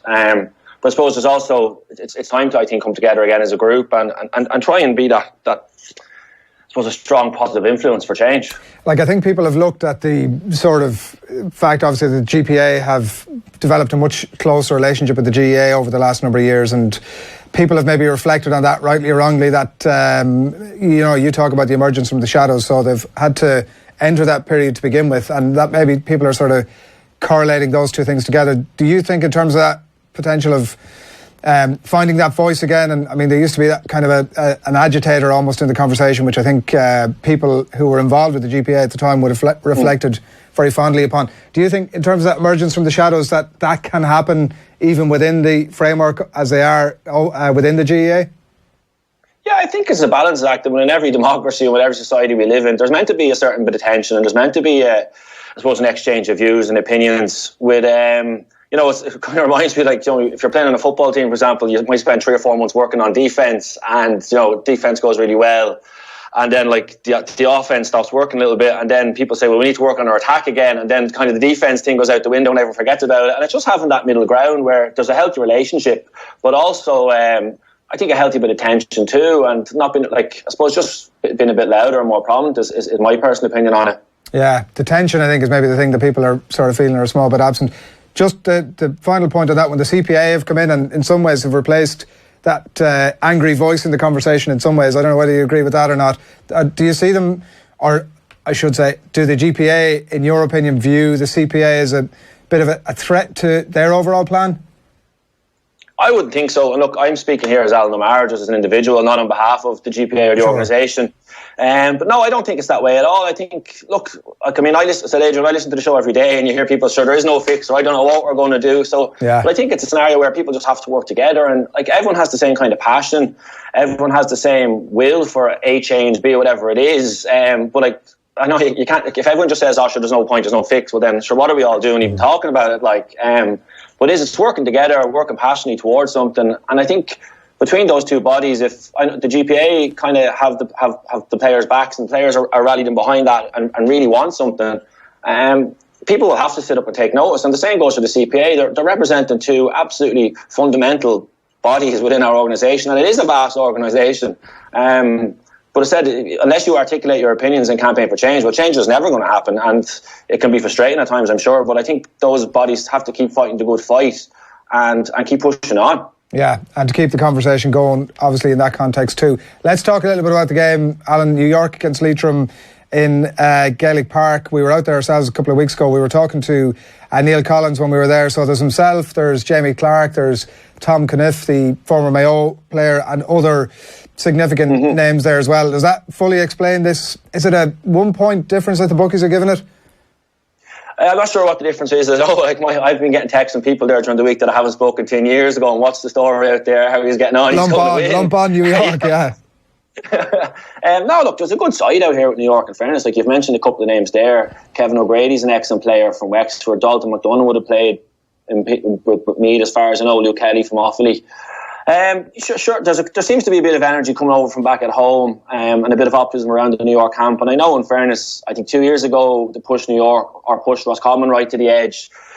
Sligo, they were in the game to a point last year, and Sligo pulled away. And so I do understand a little bit why the optimism is there in terms of players and the talent that we have. But I mean, on the flip side of that, and I still would see Leitrim as favourites. I know people are probably going to roll their eyes and say, classic cliche, here we go again. But I can't explain to you or to anyone listening how much of an advantage having a National League campaign is, first and foremost. To have 7 competitive games where you're playing week on week, playing with each other. And that's obviously a massive challenge for New York. Like, I would have come out 6-7 weeks ago, and so there's a lot of in-house games. I know we got to play against Corofin last week, who, I think they wouldn't mind me saying, weren't exactly at 100%. They're operating at max capacity. So Leitrim are much further down the road in that sense. But I know there's also kind of a huge positive in being the great unknown as well, and there's a massive opportunity there that I think people would love to grab. Yeah, the case for the defence essentially here is that there is those bunch of players that are now together, that obviously they have a manager in place that was involved in the first game 20 years ago that New York would have played in the championship, and that league campaign from Leitrim, because I think, to your point, I think people would say they had a bad league campaign, but they had a league campaign, but they still, I think, missed 2 of those games. So actually there's a couple of little factors there that I'm sure it evens out the playing field at least a little bit. Yeah, no, it does. Like I said, I'm not gonna fudge. Like, it's a great opportunity, and it's a really exciting time over here in New York in terms of training and playing. But I do think, you know, people still need to respect Leitrim. And the other point I would make is that, from being in Cavan dressing rooms for years, like if I was on the Leitrim panel, getting on the plane, coming over here and hearing people talk about my county like that, saying that you're going to get bet by New York, and like, bear in mind, no team's ever been beaten out here. So like, if I was a Leitrim panel, like, you'd be fairly coming together hard and having good conversations like, lads, we are performing here today. And in a way, like, all the pressure's on Leitrim, because that, for me, if I was in that dressing room, would be my All-Ireland final, because I can lose to Roscommon or I can lose to Mayo, and, you know, people will say, well, hard luck, you know, that's just where we're at. But the New York thing is a thing where, you know, it does bring a different type of pressure. There's the travel logistics of it, but there's also that kind of emotional baggage of people at home saying, God, you lost to New York. And I think that can be turned into a positive very quickly if it's channeled in the right direction too. Like. Yeah, and Emlyn Mulligan back. Listen, I was just trying to tease out the case for me trying to lump on New York at the weekend. Talk to us a small bit, having been involved with them, what sort of discernible style we would expect to see from New York at the weekend. I mean, like, it does strike me that in some respects that, having been involved for 20 years and still searching for the first championship win, could very easily drive a team into being a very defensive setup. But I mean, the opposite may equally, just as equally be true. So in that context, what sort of a style can we expect to see from New York? Yeah, I don't think it will be ultra defensive. I said, like, there's a narrower time frame here in terms of what you can do, in terms of tactics, in terms of development, in terms of all that stuff. So, like, without being smart about it, it's a more basic kind of operation than maybe what you'd be used to dealing with at home in terms of the setup of the team, the tactics. But, like, simple is often the best way to do things. I think you'll see some patches definitely playing their front foot. I think we've a number of forwards there who are very pacey, very powerful, can take scores. And I suppose the challenge for us is really that, you know, can we go toe to toe, and if we can we do it for 70 minutes? That's the big question, because over the years, New York have put up the teams, have challenged, but there is, and that's where I come back to that National League point I was making, Adrian, or in terms of that kind of preparation, is the teams you're playing against just tend to have a bigger block of work done. But it says, what a challenge and what an opportunity to embrace for the group to go out the weekend. Like, there's going to be 20, 21 lads that get on the field to play, trying to get a job done. And I think it's a really good time to be out here. And it's been, certainly since I've got here, it's been a very, very enjoyable time. Yeah, and a pretty good spine of a team as well, in terms of what we just spoke about earlier on. And with Jamie Clark there, you expect that even that might drive some of that New York tactics. Shane Hogan, Alan, who is he? Yeah, Shane for me is a guy who, what the New York stories is all about. I mean, at home, the media will be kind of drawn to Jamie by nature, and look, Jamie's an amazing player. He's someone I grew up playing against and admire so much, and likes of Tom Kniff as well. Shane is a New Yorker. He spoke about coming to see New York play Leitrim in 2003, I think it was, when the game went to injury time, or went to extra time. And it was just, he said on that day, he just goes, I want to be one of those guys. I want to play at that level, and I want to play for New York. And he was someone who, at 17 years of age, was thrown in at the deep end and started against Sligo in 2012. Didn't have a great day at the office, ended up marking Charlie Harrison, was taken off at half time, but who stuck at it. He's come through all the underage teams, said him and a number of his friends have stayed at it, around the panel at the moment. And he started last year, scored a point, and I imagine he's going to be playing at the weekend. And I think he's going to be a key player. And for me, I think it's important that story gets out there and people hear that, because I think, you know, we'll hear about people flying over and people coming over. But there's a very vibrant scene bubbling away here underneath. And for someone like Shane to get this platform and this opportunity, I suppose, to play against Leitrim, but also to get to play with some of the guys that do come over, it's a really, really exciting time. And he speaks really passionately and positively about it. And it was a story I really enjoyed capturing. Yeah, the name obviously suggests that there are Irish roots there, but I mentioned that we were out there a few weeks ago. I didn't get any great sense that there's a huge amount of non-first generation players playing GAA in New York. Is that the case can you ascertain from your time out there so far? Yeah, so look, at senior level with the New York panel, obviously that number is quite a limited pool. Shane is one that will be playing, but there's 3 or 4 other guys that have been on the panel training that, you know, that are American born, that have grown up here, played underage all the way up through. From talking to guys and just from learning about it all the time, there's a big focus on it, I think. I know that there is. I know Shane mentioned the kind of doubling of teams. I suppose out here at senior championship, there's a kind of a funny system in place where, like, you can draft players up from junior teams and intermediate teams, which I won't even bother trying to explain to everybody. But the junior and intermediate levels is where a lot of the home-based lads play, and so the better ones will get drafted up to play senior. But Shane admit himself, the intermediate grade is kind of the strong or the more competitive group with larger teams, whereas the senior is less teams. But a couple of those American guys do get drafted up and play at the senior grade as well. Yeah. All right. Well, look, we are going to hear your chat with Shane Hogan. Best of luck with that recovery from the injury, Alan, the cruciate stroke groin injury. It's a tricky one, I hear. It's a tricky one to get around it. Surgery is generally required. Thanks a million for taking the call in New York. We're going to speak to you soon, so thanks a million for chatting to us this morning. That's Alan O'Mara. No worries. Here's his conversation with Shane Hogan. Right, so Shane, we'll jump straight into this. First of all, thanks for joining us. I know you've got to training here a little bit earlier. As people can see, we're smack in the middle of Gaelic Park. I suppose this is a ground you're probably more used to than most, having been a member of the New York panel for on a number of occasions. What's that been like as an experience for you? It's just something I can't even describe. It's something a lot of people even here wouldn't be able to. I'd be able to even talk to with, because there's not a lot of New Yorkers now that'd be making the jump to the senior level. So just to even get the chance to represent New York is an honour in itself. To put that into perspective, obviously, as people have picked up now by the accent as well, so you're very much a New Yorker. So you've obviously come through the underage teams here as well, and as you touched upon there, graduated into the senior ranks. Is that something that makes this whole experience mean that a little bit more to you, or can you put that into context for us? Oh yeah, I remember just sitting here. I remember when Leitrim came out a number of years back, and New York brought him into overtime, and I remember just looking and being like, I want to be one of the guys on that field one day playing against teams like that. And, just had to keep plucking away all through the years, through 10s, 12s, 14s, 16s. Just keep getting better, keep graduating to a higher level. And thankfully one day I got the call from the manager and I took my chance. So we were talking about that earlier. Obviously, you said at 17 years of age you make your debut against Sligo. I mean, even at home for a 17-year-old to try and jump in to that level everyone will be talking about it and looking on at it. Do you remember that day? What was it like? Do you remember much about it, or did it fly past? It kind of flew by. I remember the day before we were doing a bit of just a talking session, and they were like, Shane, you're gonna be marking Charlie Harrison. And I was asking people like, who's Charlie Harrison? Because I wouldn't have seen much of Sligo playing. He's like, oh, he's a very good footballer. And I was like, oh, perfect, just what I wanted. And of course, in the first 5 minutes, Charlie Harrison took off like a racehorse, and I was like, this is a different kind of standard. And it kind of shook me for a little while. I was wondering if I was even good enough now to be playing in levels like that, because at halftime of that match, I was taken off. So it kind of shook me for a little while, but now thankfully I think I'm at a level where I can compete. Yeah, so even if we stick with that day for now, I mean, and you mentioned that kind of, if it's a feeling of like, whoa, this is a step up here. Is that a learning curve you would look back on now and say, I'm glad I was thrown in the deep end there and learned that lesson? Or do you have any negative connotations? How do you reflect on that in your own mind?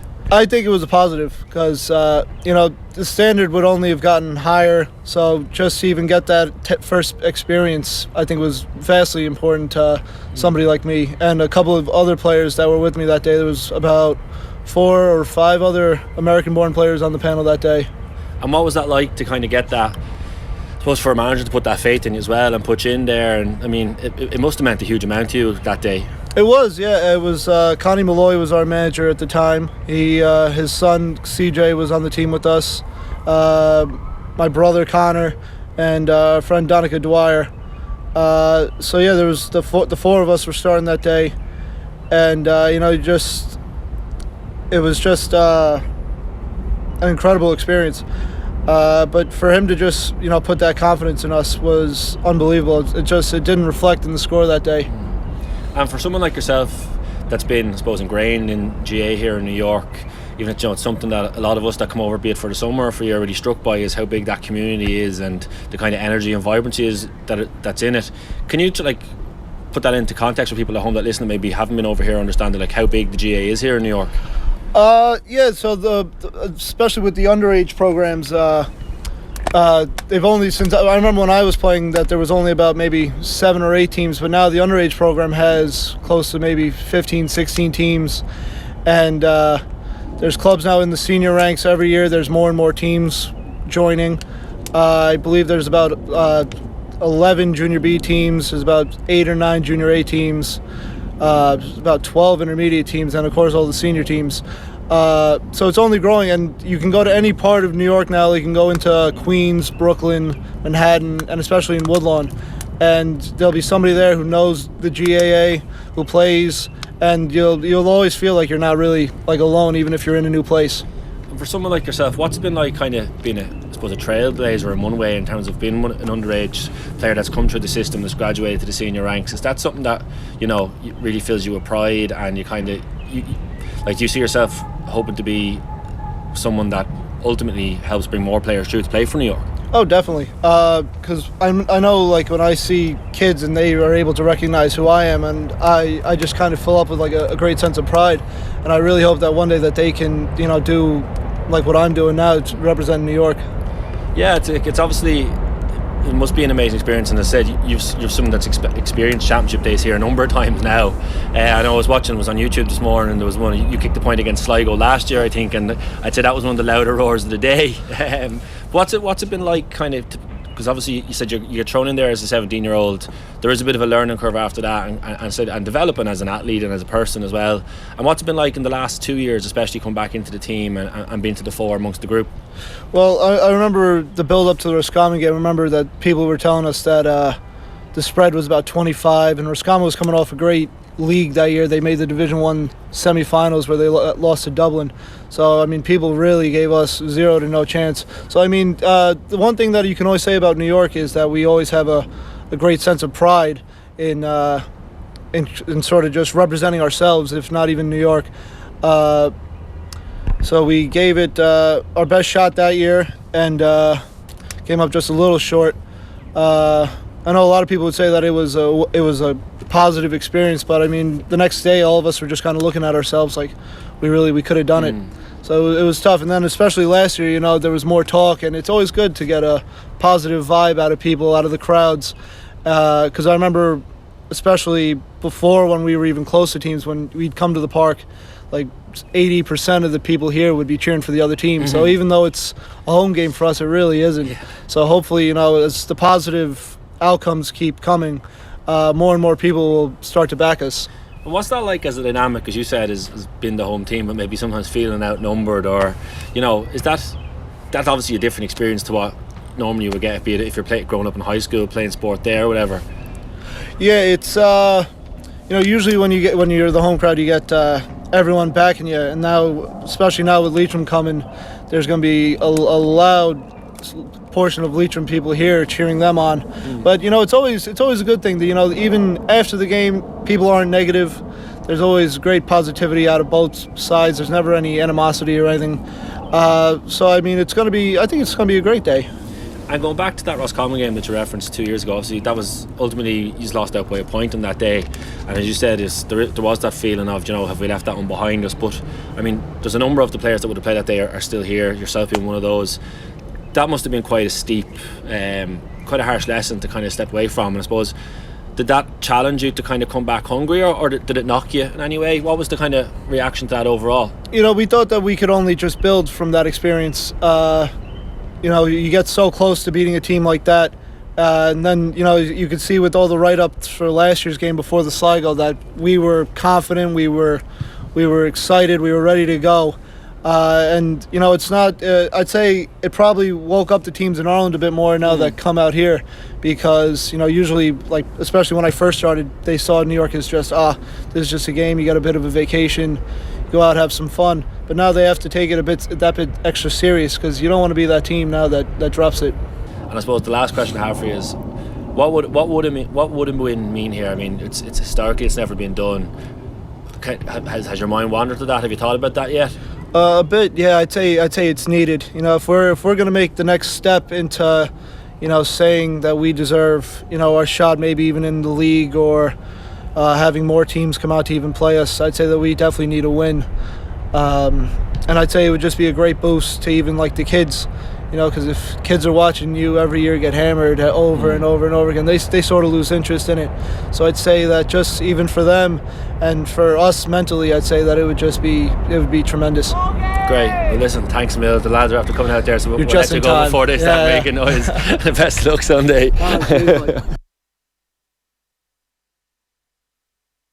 Shane Hogan, Alan O'Mara there in conversation with New York's Shane Hogan at New York training this week. It's been a lively old training. They've got some decent players in there, and by all expectations they may well give Leitrim a bit of a rattle this Sunday night. It's about 2 o'clock New York time, just after 7 Irish time, so we'll keep an eye on that, and we do hope to hear from Alan and maybe some more of that New York squad after the game this weekend, so more of that. And on, it's with GAA, we continue on this Friday's OTB AM. John Heslin was in conversation this week with our very own John Duggan. They've been speaking at the Leinster football lunch. Westmeath hot favourites again this year, as they are every year. He's been speaking to John Duggan about Club Month. I probably don't agree with the whole April for the club. I think that it threw a spanner into the preparations for a lot of inter-county teams. For an example, you have to look at Westmeath hurlers out on the 6th of May. So for the previous 4 weeks they're supposed to be with their clubs. I just don't see where's the logic in that thinking, you know.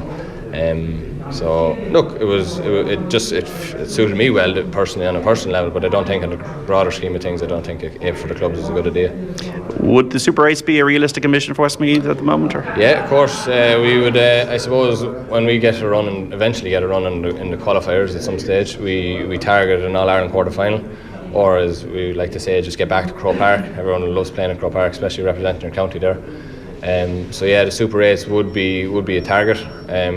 Unfortunately, we are in Division 3, we're a Division 3 team, and we rely on probably the draw to go our way as well. And as I highlighted there, being a Division 3 team, there's probably only one spot available potentially for a Division 3 team in the Super 8. So, you know, hopefully that we can be that team if results go our way first and foremost, and then after that if the draw goes our way. But it'll be a great year to be part of it. Historic year, it's the first year that it's on, and obviously your goal is to prolong your championship season as long as possible and playing county football as long into the summer as you can. Yeah, one of Westmeath's better players over the last number of years, John Heslin there in conversation with John Duggan this week. The second best team in Leinster, I think evidence suggests, over the last maybe 3 or 4 years, Westmeath. But a run into the Super 8s, I think, would be dreamland in many ways. From Westmeath point of view, we shall see how that unfolds over the next little bit as well. Busy weekend upcoming for you tonight on Off the Ball from 7. We're going to hear from Kieran Masterson on how his son Conor, the rising star at Liverpool, is getting on, and how he honed his game in the Dublin District Schoolboy League. So that's coming your way. Nathan and Cavan have been in conversation with him over the last while, so that is coming your way on Off the Ball tonight on News Talk from 7. And on the show over the weekend, a couple of live Premier League games to bring your way as the season winds down. First of all, on Sunday we're going to have Manchester City up again. That's Chelsea against Liverpool in the late game. That's a 4:30 kick-off there at Stamford Bridge. That's Nathan and Brian Kerr in commentary there. That's the late game on Sunday evening, and then before that you're going to have Ian Beach and Kevin Kilbane on the show to bring you full and live exclusive commentary of Manchester City against Huddersfield. Over on Today FM, by the way, another live game on Premier League Live this Saturday afternoon, and a very special boot room as well to bring your way. It's got a bit of a best of flavour to it. I think we've got a bit of a taster of that, Tommy. Yeah, here you go. I'm looking at the team. There's a good player in it, and I got his name. It was the second division, and then I saw him playing on the Wednesday night in another match for a different team. So one of my pals from the Faroes was with me, Abraham. I said, Abraham, how come I saw him playing the other night? I said, for a different team. I said, yeah, his team where he plays in Sudaroy wouldn't have enough players for a youth team, so he comes and plays for this team. They're called Hobby, HB, like the old ice cream company here, Hobby. So he comes and plays for them midweek and on Sunday. He says, yeah. So with about 20 minutes to go, he was taken off in the match. And I said, what are you doing taking him off? He said, oh, we must catch the boat back to Sudaroy. The boat leaves at 9. He must get that boat, otherwise he won't make school tomorrow. So he was coming to Torshavn twice a week for training, and at least once a week for a match. And that was his day, a 2-hour boat trip either way, and he was still going to school. Yeah, Brian Kerr on anything really is certainly worth sitting up and paying attention to. So that is coming your way on the Boot Room on Premier League Live tomorrow from about 5:30, as it does every single week. That's pretty much our lot for this morning. It's been an absolute pleasure having Risteárd Cooper in studio with us over the last little while. Thanks to Tommy and to Paul and to Emma as well for keeping everything ticking along. Thanks to you for your company as well, and we'll talk to you again soon. Good morning. OTB AM. In association with Air. Get Air Sport free with Air Broadband.